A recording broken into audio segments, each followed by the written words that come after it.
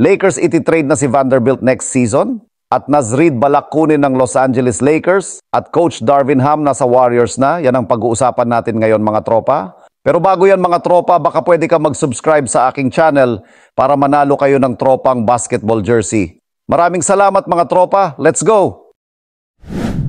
Para nga sa una nating balita mga tropa ay patungkol sa Golden State Warriors. Sa hindi nga pagpasok po ng Warriors sa playoffs this season, marami nga daw ang nasayang na panalo sana ng Warriors. Pero dahil nga sa mga maling desisyon ng coaching staff ay hindi nga po yun nagresulta ng maganda.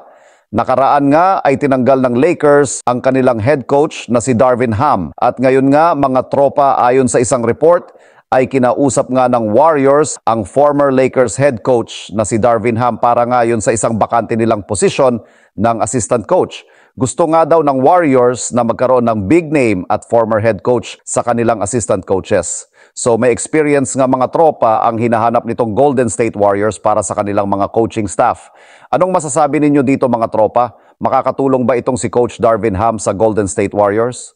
At para naman sa sunod na balita ay patungkol kay Bronny James. Kahit madaming ang pagbabatikos ang natanggap ni Bronny James sa kanyang NBA Draft Combine, ay inanunsyo nga nito na magpapatuloy pa rin ito sa darating na NBA Draft. At kahit marami nga ang hindi naniniwala kay Bronny, ay mukhang nakuha naman niya ang kanyang gusto. As of now nga kasi mga tropa ay umangat pa nga ng malaki si Bronny James sa NBA mock draft. Pang number 70 na nga itong si Bronny James at mas mataas nga ang chance na madraft ito ng isang contender team. Dalawang team nga po ang posibleng kumuha kay Bronny at ito ang Los Angeles Lakers at Phoenix Suns. So let's see nga kung saan mapupunta itong si Bronny James sa darating na NBA draft. Ano masasabi ninyo dito mga tropa? Saang team kaya mababagay itong si Bronny James? At para naman sa huli nating balita ay patungkol sa Los Angeles Lakers.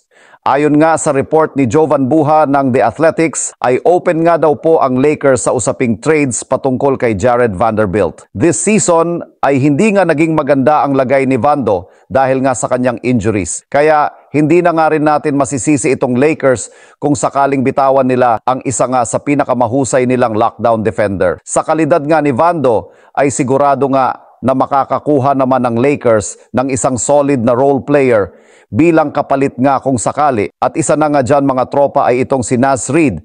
Ayon nga din kay Jovan Buha, pwede nga daw nilang i-offer itong si Vanderbilt sa team ng Timberwolves kapalit itong si Naz Reid. Maganda nga ang pinakita nitong laro sa playoffs ni Naz Reid na nag-a-average nga ito ng 9.6 points, 3.5 rebounds at may 0.9 blocks sa 21 games nito sa postseason.